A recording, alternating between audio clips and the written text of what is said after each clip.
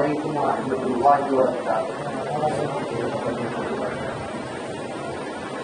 الحمد للہ رب العالمین والعاقبۃ للمتقین والصلاة والسلام علی سید الانبیاء والمرسلین وعلى آلہ وصحبہ اجمعین، اما بعد فاعوذ باللہ من الشیطان الرجیم، بسم اللہ الرحمن الرحیم۔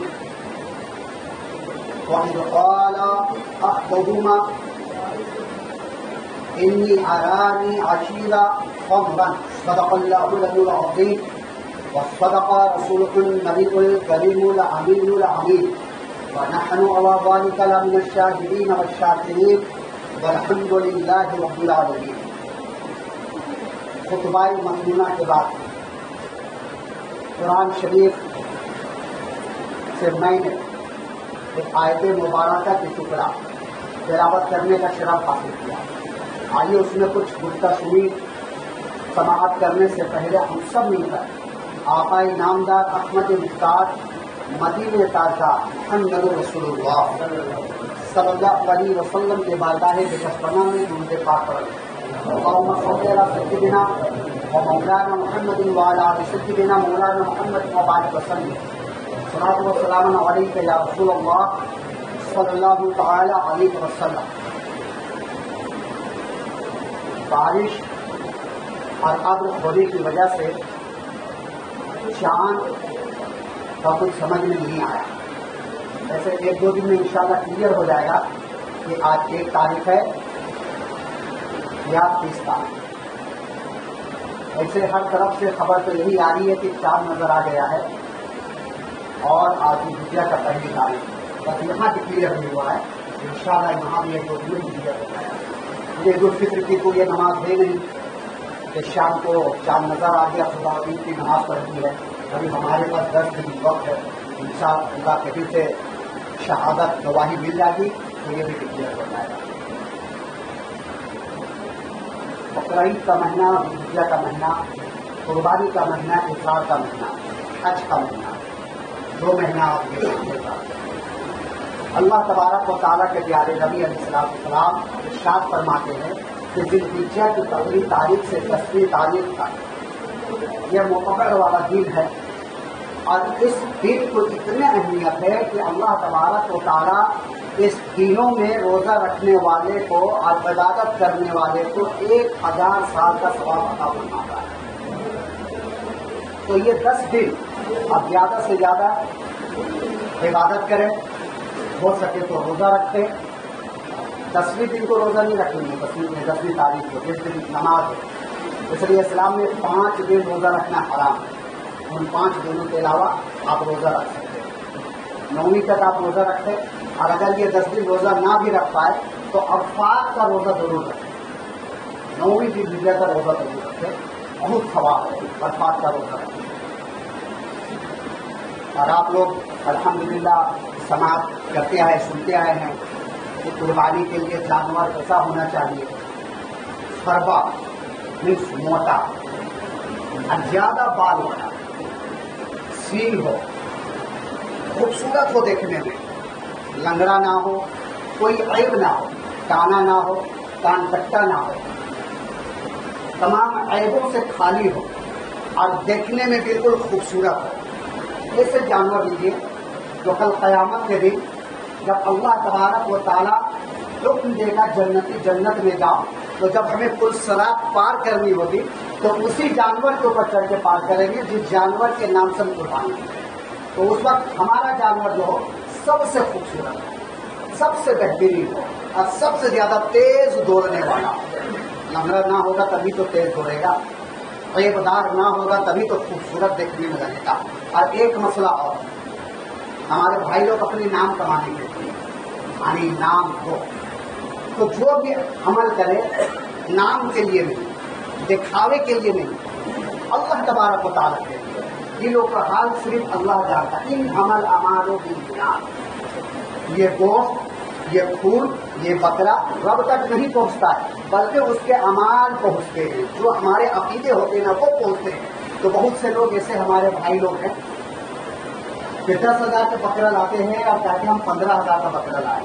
تو یہ جھوٹ ہے، اور جو جھوٹ بولے اس کی قربانی قبول نہیں ہوگی. یہ مسئلہ بالکل درست یاد رکھیے گا. ہم جتنا کا لائیں، ہمارے پاس جتنی حیثیت ہے، سچ بولنے میں کیا ہے نہ بھائی ہم اتنے کا لائے، کیا سب قلم کر دے گا؟ جھوٹ بول کر کیا فائدہ؟ 20,000 کا بکرا لا کے ہم 30,000 بولے، 15,000 کا بکرا لا کر ہم 20,000 بولے، کیوں؟ ان تمام برائیوں سے رکے، جھوٹ سے رکے. اللہ تبارک و تعالیٰ قرآن پاک میں ارشاد فرماتا ہے کہ جھوٹوں کو پر خدا کی لعنت برستی ہے. لعنت اللہ علی الکاذبین. تو جو لائے بکرا نیت قربانی کے ہو اور پھر عوام میں جھوٹ بولتا چلے کہ میں اتنا کا بکرا لایا، اتنا کا بکرا لایا، اس سے بہتر آپ بولے نہیں نا. اس سے بہتر ہی کیا بولے نہیں. آپ کی قربانی بھی قبول ہوگی، اور جب آپ کی نیت صاف ہوگی تو ہر اعمال اللہ تبارک و تعالیٰ کو قبول کرے گا. دوسرا، چاند نکلنے سے لے کر 10ویں ذوالحجہ تک بال اور ناخن نہ تراشے، یہ مستحب ہے، تو آپ کو زیادہ ثواب ملے گا. جن کے نام پہ قربانی ہو رہا ہے اور جو قربانی نہیں دے سک رہے، جن کو اتنے مال نہیں ہے، وہ بھی اپنے بال اور ناخن نہ تراشے ان ایام میں، تو اسے قربانی دینے کا ثواب ملے گا. جو قربانی نہیں دے رہے ہیں، جن کے نام پہ قربانی نہ ہوگا، وہ بھی ان ایام میں اپنے بال اور ناخن نہ تراشے تو انہیں قربانی دینے کا ثواب ملے گا. دوسری بات یہ ہے کہ 40 دن کے اندر بال ناخن نکال. بال سے مطلب مراد آپ سمجھ رہے ہیں، سر کا بال نہیں، زیر ناف یا بدن کے بال. اور سر کے بال بھی جو ہوتا ہے ان 10 ایام میں منع ہے، لیکن سر کے بال آپ 40 دن 50 دن 100 دن کے بعد بھی کاٹ سکتے ہیں. لیکن ناخن اور زیر ناف اور بغل کے بال 40 دن کے اندر اسے ختم کرنا ہوتا ہے، ورنہ نمازیں مکروہ ہوتی ہے. تو جن حضرات کو 40 دن ہو گیا ہو، اب چاند نظر آ گیا، اب بولیں گے کہ ہم بال نہیں نکالیں گے یا ناخن نہیں نکالیں گے، تو پھر گناہگار ہوگا. 40 دن سے زیادہ ہمیں ان بالوں کو نہیں رکھنا، پھر ہماری عبادات جو ہوتے ہیں وہ مکروہ ہو جاتے ہیں ان تمام بالوں کو رکھنے کی وجہ سے. تو ان تمام چیزوں کو پر آپ دھیان دیں، اور جو قربانی کرے خلوص نیت کے ساتھ. اور ماحول تو آپ لوگوں کی معلوم ہی ہے کیسا ہے، ماحول چل رہا ہے. تو آپ قربانی کرے، گوشت وغیرہ حفاظت سے اپنے گھر لے جائے، شور شرابہ نہ کرے، کچھ بھی پھول بہا دے پانی کے ساتھ تاکہ پھول کا دھبا ادھر ادھر نہ ہو. اور چورا لے کر جو چلے وہ کوہر کے ساتھ چلے، نہ کہ دکھلا کر چلے. جو حضرات ہمارے قربانی وغیرہ دیتے ہیں، تباہ کرتے ہیں، وہ چورا یوں لہرا کر چلتے ہیں. اسلام ان تمام چیزوں سے ہمیں منع کیا ہے. بس شوق میں یہ سمجھ ہے کہ ہمارا اسلام وہ ہے جو ہم سے کسی دوسرے کو تکلیف نہ ہو، نہ سمجھ جائے. ہم سے کسی دوسرے کو تکلیف نہ ہو، چاہے وہ ہماری کاسٹ ہو یا ادر کاسٹ ہو، کسی کو تکلیف نہ ہو. شوق میں یہی کہنا ہے، درود پاک کریں. اللہم صلی علی سیدنا و مولانا محمد و علی سیدنا و مولانا محمد و بارک وسلم. صلی اللہ علیہ الصلوۃ والسلام علیک یا رسول اللہ صلی اللہ علیہ وسلم. انشاءاللہ آئندہ آنے والا جمعہ کچھ قربانی کے بارے میں تفصیل کے ساتھ بیان کی جائے گی. آپ جو سماعت فرما رہے ہیں حضرت یوسف علیہ السلام کا تذکرہ، جیل خانے تک آپ پہنچ چکے ہیں. حضرت یوسف علیہ السلام کو قیدی بنا کر کے قید خانے میں ڈال دیا جاتا ہے. اب زلیخا وہاں جا کر کے کوڑے بھی برساتی ہے، کوڑے کے مار کھاتے ہیں. پھر زلیخا منع کرتی ہے کہ نہیں، چھوڑ دو. حضرت یوسف علیہ السلام کو قید خانے میں جانے کے بعد وہاں کی قیدیوں کی رہن سہن بالکل بدل جاتا ہے. اور اللہ تبارک و تعالیٰ حضرت یوسف علیہ السلام کو یہ حکم دیتا ہے کہ دین کی تبلیغ کرے، دین کی تبلیغ کرے. اب اعلان کرے، اکتائی کے اعلان کرے، اللہ ایک ہے اور میں اللہ کا نبی ہوں. اور حضرت یوسف علیہ السلام قید خانے کے اندر رہ کر دین کی تبلیغ کر رہے ہیں. تو اس مسئلے سے پتہ چلا کہ آپ کہیں بھی ہو، دین کی تبلیغ بالکل نہ چھوڑیں. آخری وقت بھی لالے پڑے ہوں موت کی، پھانسی کی سزا یا تلوار سے سر کو جدا کر دیا جاتا، اس سمے بھی آپ دین کی تبلیغ حق ہو کے ہی جائیں کہ ہمارا خدا جس کا ہم عبادت کرتے وہ ایک ہے، اور ہمارے نبی محمد رسول اللہ صلی اللہ علیہ وسلم اللہ کے بندے تبلیغ کریں گے اخلاق کے ساتھ، اپنی اچھی کریکٹر کے ساتھ، مار دھاڑ کے ساتھ، قتل و غارت کے ساتھ، اپنی زبان میں شیریں رہیں، بولنے میں مٹھاس پیدا کریں، آپ کی چال چلن سے، بولنے سے اسلام پتہ چلتا ہے کہ آپ اسلام کے شہزادے ہیں، دنیا میں آپ ایسے رہیں، ایسے چلیں، اس طریقے سے اخلاق کو پیش کریں جیسے 1400 سال ہمارے صحابہ کرام نے اپنے اخلاق کو پیش کیا۔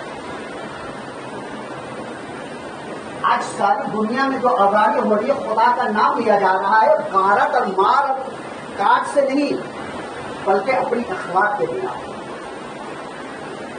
اپنی زبان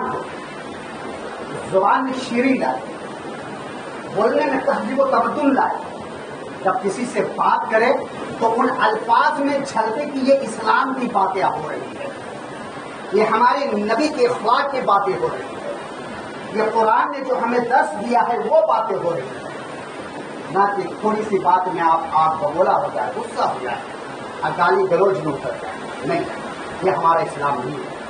حضرت یوسف علیہ السلام کو کتنا ستایا گیا، کوڑے برسایا گیا، دل اور زبان سے کچھ تک نہ کیا، یہاں تک کہ خود حضرت یوسف علیہ السلام نے دعا کی ہے تو اس محل میں جہاں بہترین بستر تھا، کھانا تھا، شہزادوں کی طرح زندگیاں گزارتے تھے کہ اللہ ہمیں یہاں سے بہتر قید خانہ ہے، ہمیں قید خانے میں پہنچا دیا جائے، ورنہ میں ان گناہ سے نہیں بچ سکتا۔ یہ عورتیں جو اپنی طرف ہمیں لبھا رہی ہیں، ان عورتوں کی چال سے ہمیں بچا، ان عورتوں کی مکر و فریب سے ہمیں بچاؤ۔ جب حضرت یوسف علیہ السلام اس محفل سے گزرے تھے تو جتنی عورتیں تھیں سبوں نے لبھانے کی کوشش کی حضرت یوسف علیہ السلام کو، تنہائیوں میں جا کر حضرت یوسف علیہ السلام کو بلا کرتے،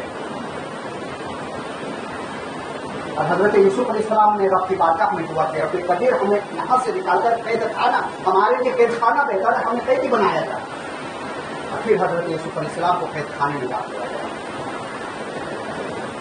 حضرت یوسف علیہ السلام کو کوڑا لگنے کے بعد شام کو حضرت یوسف علیہ السلام قیدیوں کو بلاتے ہیں جتنے وہاں قیدی تھے، اور بولتے کہ سنو آج ہمارے لیے بہترین مچھلی اور نان کھانے میں آنے والے، روٹی۔ سب قیدی ہنستے ہیں، کہتے یہ تو شہنشاہوں کا کھانا ہے، یہ تو رجاؤں کا کھانا ہے، قیدیوں کا کہاں ایسا کھانا نصیب ہو، مچھلی اور روٹی۔ بولے اگر آج مچھلی اور روٹی آ جائے تو تم ہمارے دین میں شامل ہو جاؤ گے، ایک خدا کی عبادت کرو گے؟ بولے ہاں، اگر کھانے میں مچھلی اور روٹی آ جائے تو جو آپ بولتے ہیں اس پہ ہم ایمان لے آئیں گے۔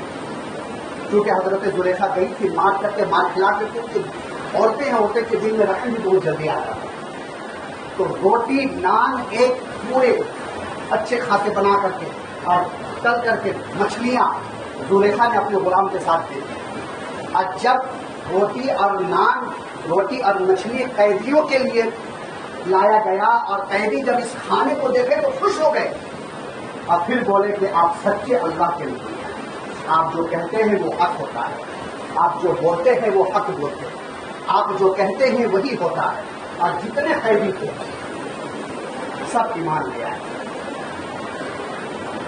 سوائے دو، اور ایک جسے بچپن میں چوری کے الزام میں حضرت یوسف علیہ السلام نے قید خانے میں پایا، اور دوسرے وہ قیدی جو حضرت یوسف علیہ السلام کے ساتھ اسی دن قید خانے میں گئے۔